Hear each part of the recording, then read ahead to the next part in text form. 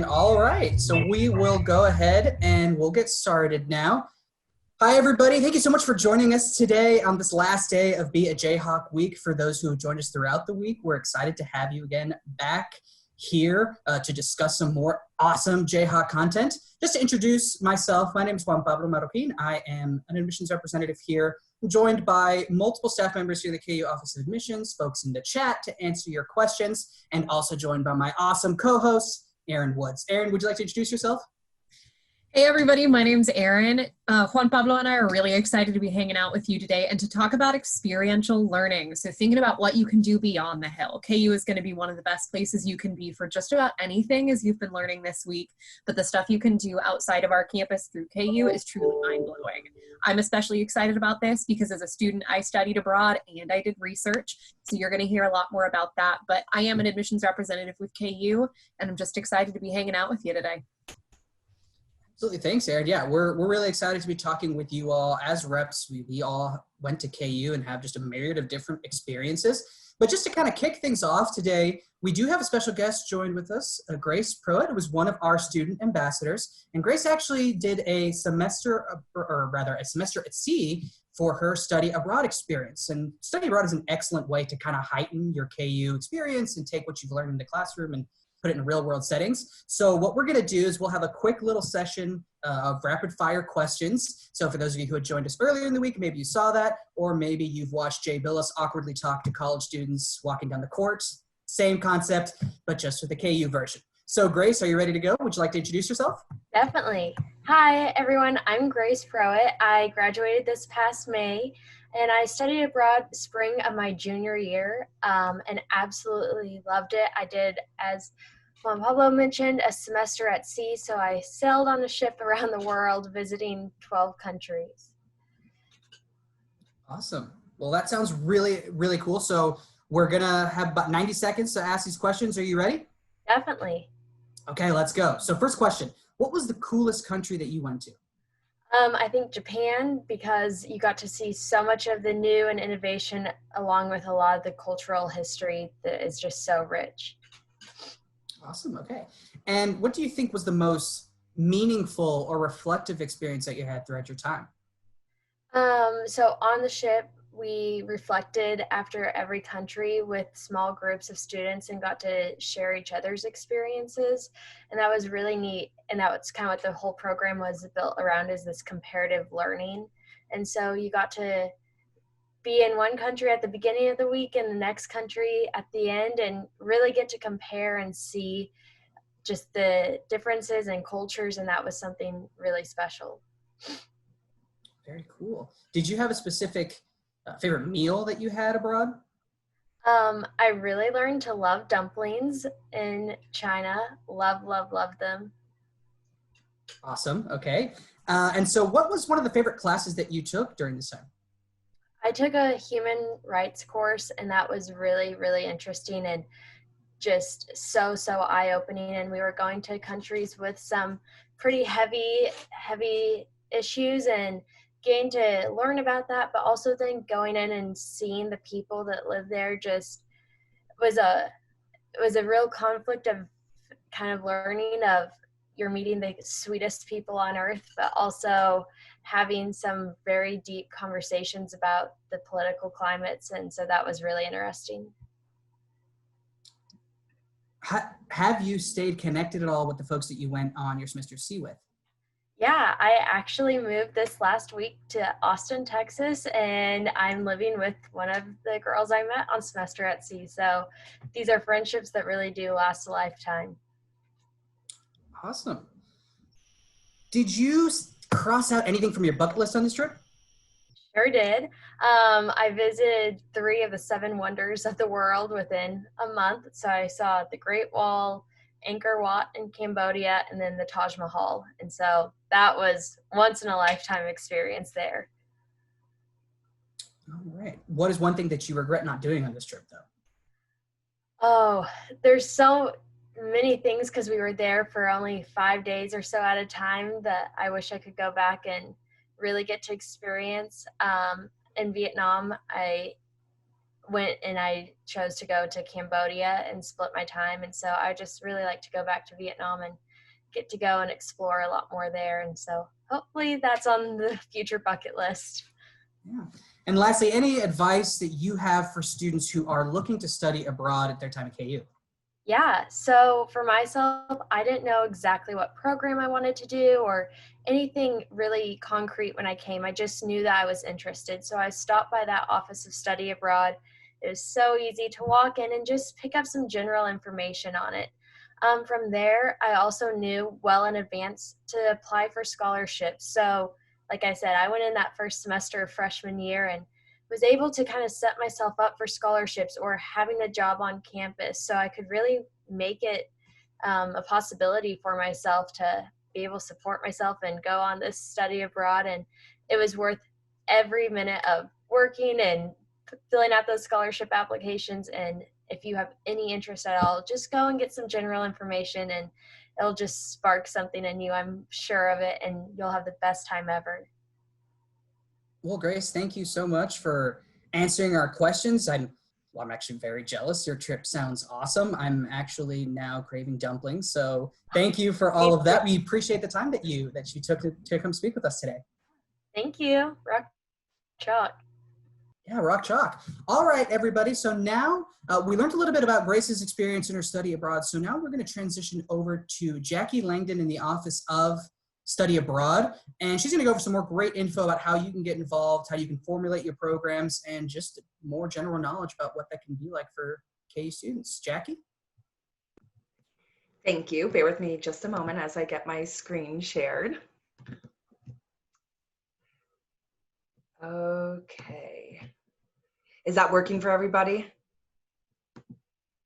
Okay, awesome. I got some thumbs up. Well, anyway, I'll just introduce myself really quickly. My name is Jackie Langdon, and I'm the Outreach Coordinator for Study Abroad and Global Engagement at the University of Kansas. So I actually manage the Walk-In Advising Center that Grace was talking about previously. So it's a great resource where students can just pop in. You don't even have to know what you want to get out of your international education experience. It's just an opportunity to chat with some alumni who've participated in different experiences all around the world. And today we're going to talk about the wide range of opportunities that are available to you both on the campus and off of KU's campus. So real quickly also a little bit about my study abroad background. I spent 7 months of my junior year living in San Jose, Costa Rica. I absolutely loved it. I loved it so much that I came back and I pursued a career in study abroad. I didn't know that was even possible until I went overseas. But I absolutely loved it. But we have a wide range of programs that students can do. So I always like to show this graphic. All of the countries that are like colored in blue are places where we have exchange programs. So we have more than 150 programs in over 70 different countries. So think about what is the criteria you would be looking for academically and culturally in an international experience. And we certainly have something that will fit that. We have programs that range in length from a week to a full academic year. So there's lots of different options, and students actually are also able to study abroad more than once during their undergraduate career. I find that when students go abroad, they always are asking me like how they can do it again. So it's good that as prospective students, you're considering this now so you can plan as early on as possible to fit in multiple experiences if desired. So in terms of eligibility, any major can study abroad while at KU, and we'll talk a little bit more about later on how to select a program that fits in well with your major. But the only requirement that our office has is that you've had to have completed 1 semester at KU. So if you started during the fall semester, hypothetically, the earliest that you could go abroad would be winter break of your freshman year. So I think a lot of people think it's an upperclassman thing, and that certainly is a popular option, but you can go on earlier on in your collegiate career as well. And our only other requirement is that students have a 2.5 GPA. There are some programs that have a little bit of flexibility there if there were some extenuating circumstances that may have led you to not have as good of a GPA as you think is representative of you as a student. So there is a petition process in case if that feels like it could be a barrier for you. So don't get discouraged if you're not there. And then we just like to iterate to everybody that we support students of all identities, regardless of race, ethnicity, gender, or sexual identity. And we have lots of resources for questions that people with different identities may want to consider in choosing a location that is going to make them feel safe when they're abroad. For example, a student who maybe is gay, we let them know like where in the world like it would be a little bit more like accepted, and what would the law be in your local host country, just to make sure that you feel informed and like you're making a decision that's going to fit you best personally and also accommodates your identity. So one thing that students always ask me about is finances with study abroad. So one thing that was a huge incentive to me as an out-of-state student, I'm originally from Colorado, is that all students pay the same for a program cost, regardless of if they're an in-state or out-of-state student. So if you go to our website and you click on any program, there's a budget available for each program that'll say what is billable through your KU enroll and pay, and then what additional expenses you can expect during a semester, such as this is what student feedback tells us that people spend on travel to get over to their host country. And that can vary a little bit depending on where you're coming from in the United States. But we make sure to map that all out for you so that you can plan the expenses that you're definitely going to be billed for, as well as additional expenses that may pop up. But some programs are actually less expensive than going to Lawrence for a semester, especially as an out-of-state student. So my semester in Costa Rica was less expensive than what it cost for me to come from Colorado to Kansas. And it was one of the biggest things that drew me to the university. So the cost of that's not necessarily the case with all programs, but all programs, in-state and out-of-state students, pay the same no matter what. So the cost of the program is just going to depend on the cost of living in that location. So studying abroad in a location like Costa Rica is probably going to have a lower cost of living in comparison to a place like Australia that tends to be more expensive to live in than the United States. So all of that information, we're very transparent about it, is available on our website program by program. But there are a lot of affordable options that are available to students.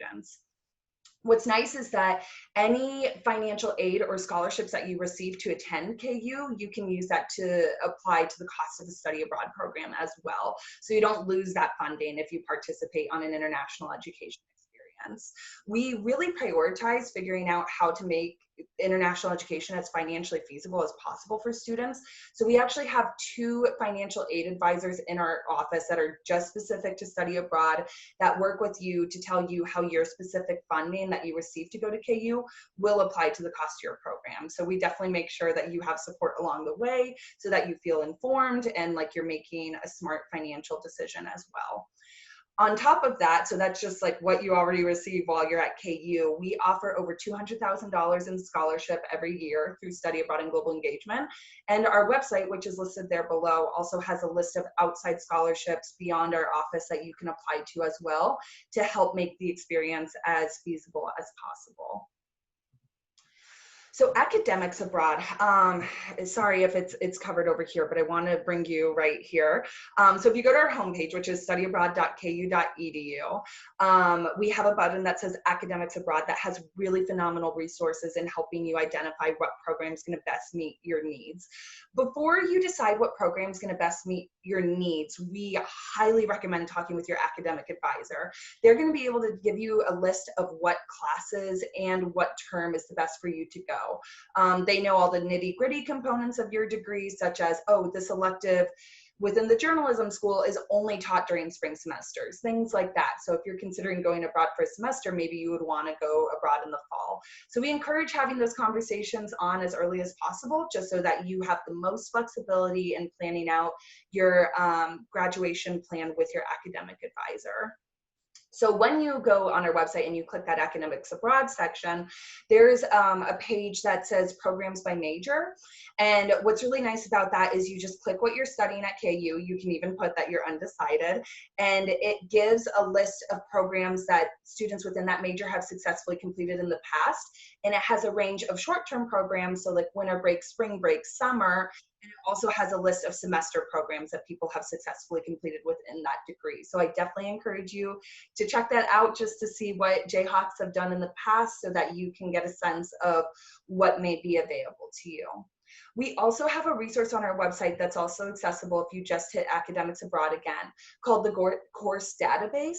And that will give a list of all the classes that have transferred from the institutions we work with abroad in the past. There's thousands of results in that. So that's a really good way to navigate if you have a little bit more flexibility in what you're taking abroad and you're in a situation maybe where you're like, I just need to take a history elective and everything else, like, it doesn't matter as much. Some students are fortunate enough to be in that type of situation. So you can search through that course database for the specific class that you need to see what universities have offered it in the past and where it has successfully transferred back from as KU credit. And then just a pro tip, I know you may not know how long you want to go abroad right now, but we always recommend planning for the longer period of time as opposed to the shorter period of time, because it's much easier to plan for a semester and then scale back the credits you're planning on taking abroad by switching to summer, as opposed to doing the opposite. If you're only planning on taking 1 or 2 classes abroad that would fit into a summer term, and then you change your mind and think, oh, I really wish I had planned for longer, that's going to be much harder to fit into your schedule. So we recommend planning for a longer period of time and scaling it back just in case. So here is just, I won't go over all of these, but I do want to highlight some of the benefits of studying abroad. There's a range of categories, as you can see: academic, professional, and personal. One myth that we really like to bust is a lot of people think like, oh, well, I don't know if I'm going to graduate on time if I study abroad. As you probably had picked up on from our conversation thus far, studying abroad takes quite a bit of planning in terms of academics and when you're going to go and what you're going to take. So students are actually twice as likely to graduate within 4 years if they do study abroad, because it does really encourage you to plan out what you're going to be taking and when throughout your 4-year degree plan. It also is a great opportunity to develop skills that are going to translate to any professional environment. Being able to say that you're more adaptable, these are some, hardships you maybe encountered and overcame when you were abroad, showing that flexibility and, openness to interacting with cultures from a different background than your own is something that is a transferable skill set that any employer is looking for after you graduate. And then really, there's so many ways that students grow personally as well that it's really hard to articulate, but I always hear people saying that the experience ended too early and they wish they could go over and over again. So I can't recommend studying abroad highly enough. There's so many different options that are available to you. And there's just so many different ways where it's going to develop you for your future success. And then just to give you kind of a sense of the types of programs we have, like I said, it ranges in length from a week to a full academic year. So we'll just go over this real quick, but we have things called faculty-led programs, which is when a KU professor or faculty is going with you on the road. So this can be in multiple countries, it can be in one country, but they tend to be shorter term programs like a winter break, spring break, or summer. But essentially, those are a really good opportunity for students who are trying to, dip their toes in the international education world, because you know what your class is going to transfer back as. You're going with a KU professor and you're going with your class on the road. So that's a really nice opportunity for people that maybe are a little bit unsure of international travel. And then we also have opportunities for students to participate without faculty in programs. So you can participate in an internship or research opportunities abroad, which looks really good on a resume and transcript. And then we also have opportunities for you to directly immerse in both summer language institutions and semester or year abroad opportunities. The last option I mentioned is what I participated in as an undergraduate. I wanted to go for the longest period that I could possible, and I definitely recommend doing the same if it fits in with your degree plan. So we do have a lot of resources to learn more. So as Grace was mentioning earlier, we do have a drop-in advising center where students can come visit us Monday through Friday. No appointment necessary. You just come in and talk to us and alumni of the programs to get an idea of what their experience was like and ask the questions that you may have about how to study abroad or how to choose a program that's right for you. And then, the conversation doesn't have to wait until you're on campus with us. You can always reach out to us via email. We work with prospective students all the time, so we are very happy to communicate with you and help you figure out how to make your study abroad dreams into reality. And then there's our website one more time that you can go ahead and visit to check out all of those great resources that we talked about today. I know that, everybody has a different series of questions, so I want to make sure that we take the time to, after my long spiel, to answer any questions that you may have about international education or how study abroad works at KU. So feel free to chat or talk however we're gonna go about this. Oh, raise a hand. Oh, I'm not sure how to pick someone who raised a hand. 1 second. Let me stop this share so then we can just all get together again. Okay, I see some in the chat. Just seeing if I have any questions. Okay. Yeah, Morgan, you can go ahead and ask your question if you'd like. Yes, please go ahead. I'm sorry.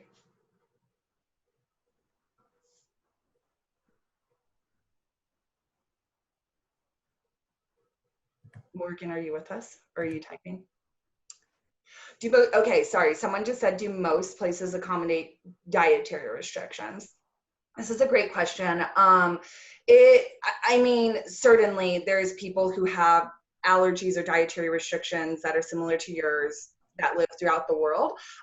There is a part of your application where, depending on what the accommodations are like for your program, like if it's a host family, or if you're living in an apartment, whatever, you do put what your dietary restrictions are so that we're able to make sure that you are matched accordingly to something that can accommodate that.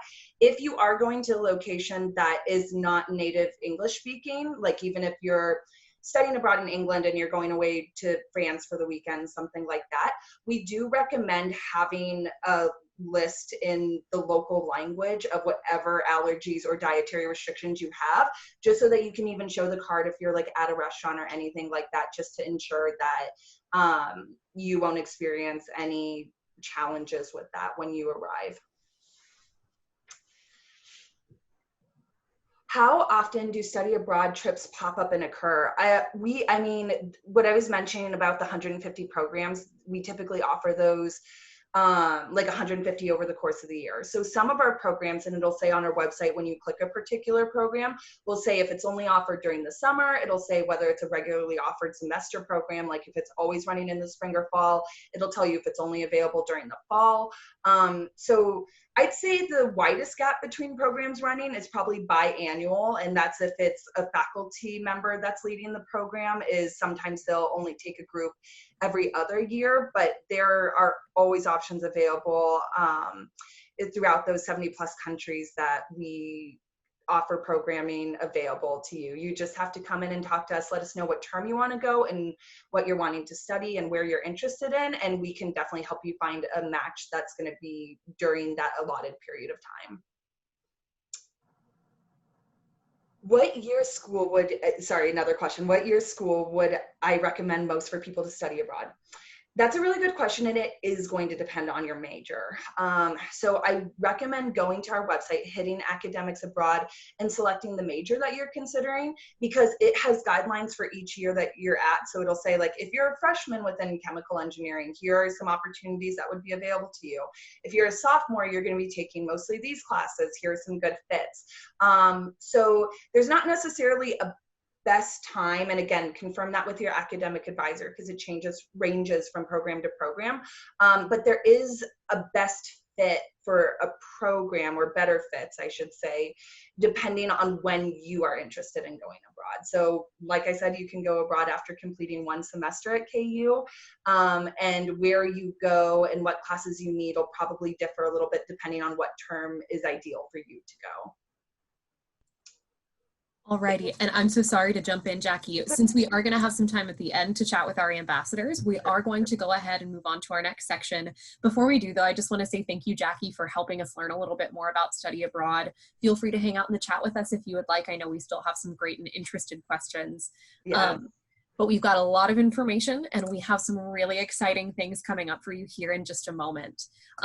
Before I move on to our next section, I did just want to share a little bit about my KU experience with study abroad, because this is something I did quite a bit. So I know I introduced myself earlier, but there were a few details that might be a little bit helpful for you as we're diving into this next section. And that's that I was a first-generation student, I was a low-income student, studied English, transferred twice, studied abroad 4 times, and still graduated in 4 years. That's a lot of details to throw your way, but I always like to lead with a lot of these details, because when you're thinking about what you can really do at KU and whether or not this is possible, studying abroad is really, really possible. And to be totally honest with you, I probably wouldn't have graduated in 4 years total had I not studied abroad. I was fortunate enough to go to Costa Rica, Argentina, England, and Scotland. I got a full half of my Spanish minor abroad, and it was the absolute best thing that I ever did at KU. Plus, it didn't put me too far into debt. It was really actually very affordable to do. And it's one of those things that I just feel like I came out of it understanding more about myself, about what it was I was studying, and also understanding how I connected with my world a little bit more. One thing that Jackie said that I really do want to emphasize is that if you can, I would so recommend staying longer. I did exclusively short-term programs, and while that was amazing, I also, especially thinking about the day that I left Argentina, what I wouldn't have done to stick around for a few more months, spend time with my host family. And that was the point at which I finally got confident with my language too. So I was suddenly feeling really confident in my Spanish, just to come home and not use it all that much. So it's really rewarding to go abroad. And it's one of the really unique opportunities that we have to apply what you're learning in the classroom in a really important way. Whether or not you're studying language and you decide to go abroad, this is a way for you to really see why what you're learning is important. And I cannot possibly recommend it enough. If I don't stop myself here, I'm probably going to talk your ear off. So I'm going to go ahead and put myself on pause. And I want to go ahead and toss it over to Juan Pablo, because he's got some really great information on how this all really ties into the amazing academics we have at KU. Yeah, thank you so much, Erin. Thank you for sharing your story. I love hearing about your experience. So cool. And Argentinians have a lovely Spanish accent too. Throw that out there. If you want to speak like an Argentinian, definitely go on that semester abroad there. So what I want to talk about with you all right now is the fact that KU is a part of the AAU, the Association of American Universities. So we've spent a lengthy bit of our time today discussing study abroad and the opportunities that affords you, really in heightening your degree and those job placement and personal growth. But as a member of the AAU, KU is a tier 1 research institution. So what that means for you, the student, is that you have the opportunity day one to come onto our campus and engage with faculty who are connected in their own industries and who are all conducting research. It's a requirement that our professors be conducting research as they teach at KU, and they are extremely passionate about what they are doing. And so this doesn't just apply to your traditional STEM majors, right? So, you know, your sciences, your math, and everything like that. It's across all of our 200 different majors. So research can look completely different for a lot of different students. And what it does is that, like study abroad, it heightens that experience to where you are making real world connections. Institutions that are part of the AAU actually receive a good portion of federal funding to do these research projects that are really, keep in mind, they're for students to engage with, like helping the economy or, you know, helping future social issues or whatever it might be. And that's something that we're really proud of here at KU, that we can provide those opportunities for you. And it looks completely different. My junior year roommates, they were both engineers, they were both chemical engineers, and they were able to do research in lithium batteries, and that connected them with companies like Tesla, and they both have now graduated from graduate programs at MIT. So really, really awesome experiences. They built that foundation, and they were able to do that research starting freshman year. And as opposed to other institutions in the AAU, we're about 10,000 students smaller, which means that you are getting that one-on-one attention from our professors and from the different opportunities both in your respective programs as well as the undergraduate research center. And so with that, that's kind of a quick overview of what the AAU is. But now we have another fun little thing for you. Erin, if you want to introduce our next little bit. Absolutely. So, future Jayhawks, today you've been hearing us talking about experiential learning. You've heard these phrases a lot about applying what you're learning in the classroom in a very concrete way. what better way to experience this than to actually go live to one of our locations that are Studio 804 classes, which is one of our architecture programs, where they've actually built a house that you can get to see today. We're going to go ahead and send it over to Gabby Foster, who's going to show you one of the amazing buildings that our architecture students have built with their own hands. So without further ado, Gabby. Hey guys, like Aaron was saying, my name is Gabby Foster. I'm just graduated in May from the University of Kansas with a Master's of Architecture and a business minor. And this is the Studio 804 house that I was a part of and helped design and build this year. So this was one of the kind of hands-on experiences that KU has to offer. I appreciated it so much because you learn so much more from doing something than just learning something. So we'll take a look inside, give you guys a VIP tour.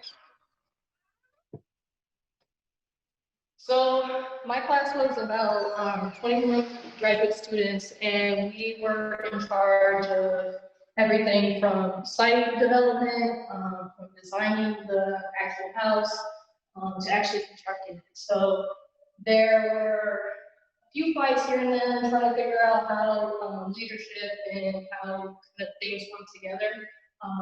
But if you guys want to take a look in the kitchen, doing this, we get introduced to a lot more newer technologies and different donors and manufacturers around the area. So we kind of rely on people making donations to us. So Fisher and Pickle was another, one of the donors that was able to help us make this project possible. As we continue on to the private area of the house, you can see this living wall that we were able to install. It's all living plants, and we had to figure out how to make that work. Integrate an irrigation system in it as well. So like I was saying, there are so many things that you can learn in our class on Monday, Wednesday, and Friday. But doing this kind of from 8 to 5 every single day, you are kind of immersed in this new world of materials and things you just really wouldn't get the chance to do unless you had these experiential learning situations. This is one of the bathrooms that we designed. I was part of the team that helped tile the bathroom. So you kind of have 21 students, and you have to figure out, okay, who's going to be in charge of structure, who's going to be in charge of bathrooms. So there's those opportunities for you to I will mention at Studio 804 and a lot of the programs at KU, we bring in a lot of firms and other jobs come to us. So instead of us having to take time out of our work, they'll come to our job site, come visit, and they'll actually do interviews on site. So that's another amazing part of this whole Studio 804 project, is that you are almost guaranteed to come out with a job. But that's just a quick little tour of our space. I'll throw it back to Aaron and Juan Pablo for the rest of the presentation. Thank you guys. Awesome. Thank you so much, Gabby. That was awesome. Really loved the space, the live wall, the barn doors. They were all awesome. Legit great work over there. And so now as we transition away from that, well, what we've just seen, it's now the time that you've all been waiting for. So we are going to be announcing our winner for today, winner of KU Swag. And so today's winner is, drum roll please, Natalie Heredia from California. Congratulations. Thank you for joining us. So you will be winning today just like a KU shirt, some socks, some other really cool gear, some KU stickers, and we appreciate you taking time this weekend today for joining us. Absolutely. Right now, no, Aaron, go ahead. Yeah, sorry. And Natalie, we are going to be sending you an email to confirm your mailing address. Make sure that we can get all these goodies to you, because you have been tuning in all week, all of you, and we're just so excited that you've been willing to spend your week learning about this place. We're clearly obsessed with it. I don't know that there's a happier place on planet Earth. Some might say Disney, but I think I've got the inside knowledge to know that that's really KU. Now, we do still have so much more exciting opportunities for you today. And, you know, as much as I could talk to you all day about what you could do at KU, what's better than learning about it from real students themselves? So I'm going to go ahead and kick it on over to Kira and our student ambassadors for our Rock Chalk Chat. And I want to say thank you for joining us for learning about experiential learning today. Thanks, everybody. All right. Hello, everybody. Thanks